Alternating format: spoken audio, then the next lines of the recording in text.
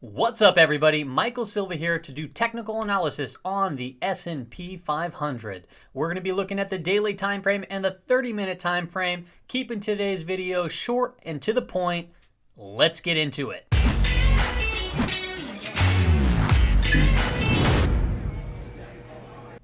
All right, welcome back to the S&P 500 Technical Analysis Update. I do these videos Monday through Friday. If it's your first time here, welcome. Let's just hop right in right now. We are on the daily time frame looking at the SPX. Now, today's current price action closed at 32.51. Strong start to the week. It closed above the island reversal pattern. Like we mentioned on Friday, if we saw this kind of sideways movement, we wouldn't be too surprised because it kind of creates a launch pad and it might shoot up. And guess what? It shot up once it closed above that 32.35, the island reversal, and made its way higher. The next stop is this kind of just gap window that needs to be filled. Now, the price action, if we're being very, very specific, it technically has to still get up to 32.59 because 32.59 and 80 cents is actually the top right here where that kind of window is going to start, where the price action could start moving into. So we might have some overhead resistance right there at that price action of 32.59. It's only $9 away from the current price, so we will see. Overall, like, this is a pretty strong move for the day, especially kind of how it made a little bit higher lows and then higher highs. So there's a lot of movement going to the upside right now. Keep in mind, tomorrow's Tuesday. That's known on Wall Street as Turnaround Tuesday. So you never know. We just might see a little bit of a turnaround or a pullback take place. Let's zoom in right here on the daily time frame so we can talk a little bit more about this. All right, so we are zoomed in here. Now, the price point of 3,200, that was the one that I was really keeping an eye on, because if the price were to close below that, that's where I'd really think that pullback to the 3,100 to the 3080 level, this kind of zone would be where the price would pull back to and bounce from. I still think that there will be a pullback in here in the near future, but now we got to kind of just be patient to see when that takes place. This 3,200 is looking stronger and stronger, and then we also have, 3,150 technically is still a strong area too. So we need some sort of confirmation of a close below this main area first to see a downwards move a little bit lower. Still remains buy the dip, sell the rip type of market. I would be very hesitant to be shorting in to this type of price action. It's not something that I would highly recommend. As far as the pattern that you see on the screen, this rising wedge, I'm still keeping it up here. I can understand why somebody might not want to have the rising wedge pattern here. This is just a personal preference to me. I started with it a while ago, and it's really been trending within this kind of range for the last couple of weeks. So I'm just keeping it up there just to have it up here. On a couple videos ago, I did mention that if we did get that pullback to the 3080 or 3100 to 3080, but on the thumbnail I drew out, it did look like it wanted to pop up a little bit higher before the pullback. So that'd be interesting to see if we do still see that kind of pullbacks that's around the same length of the base and opening to a pullback to like that 3100, 3180. As the price moves higher and higher, obviously the pullback might be, it might not go all the way back to 3,100. I mean, in due time, we might see that take place, but it's hard to say. We got to play it day by day and look at the major areas. And the major areas that we talked about yesterday on Friday was the 3,200, the 32, I think we called it 3250, and then this one right here, which we called 3235. Let's hop into the 30-minute time frame to kind of get a good glimpse at today's price action to map out some key levels heading into tomorrow. All right, we are here on the 30-minute time frame. This blue vertical line right here represents where the day started. Now, I'm going to go ahead and remove that from the screen, and we'll draw on our support and resistance lines. First thing I want to just kind of call out or walk you through is just how the day started, right? It was just a pretty strong day today. It kind of opened up sideways, moved down a little bit, but ultimately we just saw this big bump up and then a track sideways. Now, this is the thing that I'm talking about when things go sideways and kind of up and creates a launch pad. It doesn't look bearish to me. It looks bullish to me. So what we saw was that pull, and then it moves sideways like this, and then that's when I say things like, I'm not really surprised to see the price break above it. So when we saw this candle come into play, that really did look like it was just going to continue to move higher, and it really did. Nothing like too absurd or too crazy, but just a big solid moving day for a Monday. Now here's the red flag to me. Look at this last 30-minute candle, how it formed. And it formed right around that 3250 area, which that was my target, right? My target sights was on 3250. And this candle right here is like the ultimate wolf candle saying, hey, I'm giving you some insight into what's going to take place tomorrow.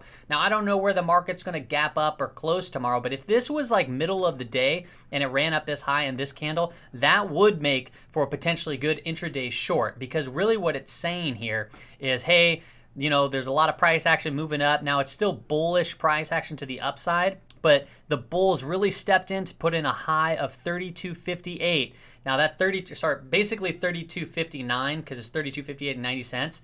And if you remember on the daily time frame, which we just mentioned, it was 32.59 was the entrance in to that window, the gap window that we say the price action would get hung up at.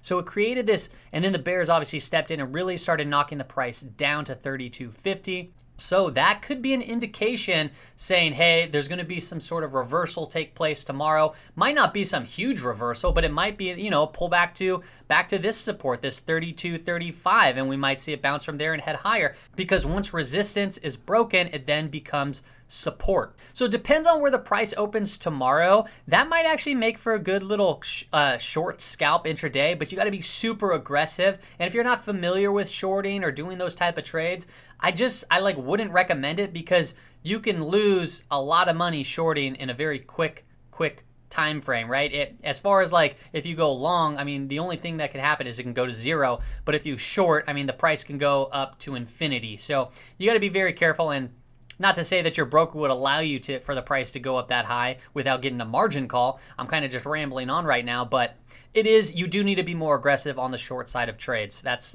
basically what I'm trying to say. All right, so where is the resistance and where is the support looking at tomorrow? Well, for resistance, this is going to be the resistance we want to keep an eye on. Boom, right at the top of the line, 32.58. I'm going to call it 32.60. I mean, just because I don't need to be exact with the numbers. I just need to you can be exact if you're, you know, the type of person that needs the exact number. But I'm just going to say 32.60 to round it up and make it nice and easy. Obviously, there's some bullish momentum. If the price breaks above that, I would not be surprised to see a continuation the next couple of days or throughout the week to move higher to the top of that window, which was at 33.28. That's the top of the bears camp. That would be where that window would be filled completely, and obviously that would act as a pretty heavy area of resistance too. That might not just be one day of price action, but you know, the stock market's interesting. Sometimes when it doesn't want to hit certain areas or test those areas, it just gaps over it. But that would be kind of where my eyes would be. Now, there's some different areas within this chart, within this window right here, that are going to act as resistance. And you can go back to the history on the daily chart to really see that stuff.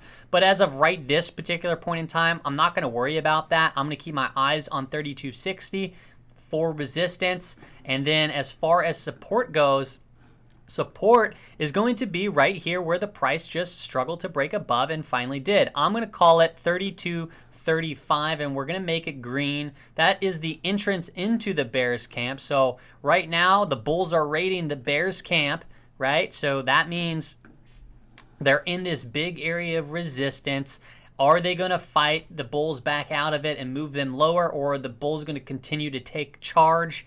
Overall, the bulls have the momentum. Here's why I know that. The bulls have the momentum because the MACD is nicely separating, moving up, right? So that's a bullish, nice looking sign on the MACD. You had the 50 period moving average, nice spread from the 200 period moving average, both trending upwards. Also, that's the context of the chart. Very positive. Then you have just some solid price movement just going up, right? So you have some just really good signs. Now, as far as why it could be potentially bearish, is this last candle that formed right at a main area of resistance could indicate, hey, turnaround Tuesday might be in play and we might see that pullback.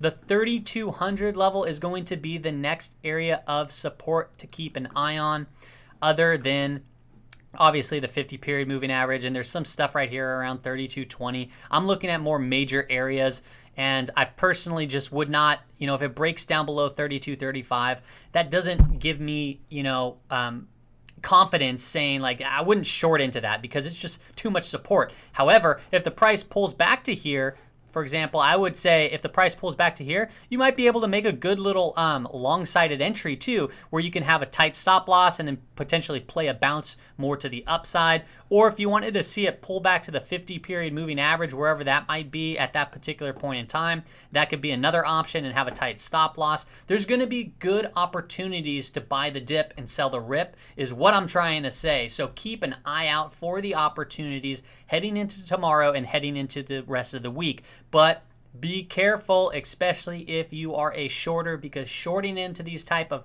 price movements and price actions can really get you wrecked. All right, that is all I have for you on today's S&P 500 technical analysis update. I will be back on Tuesday, tomorrow. Shabba dabba ding dong.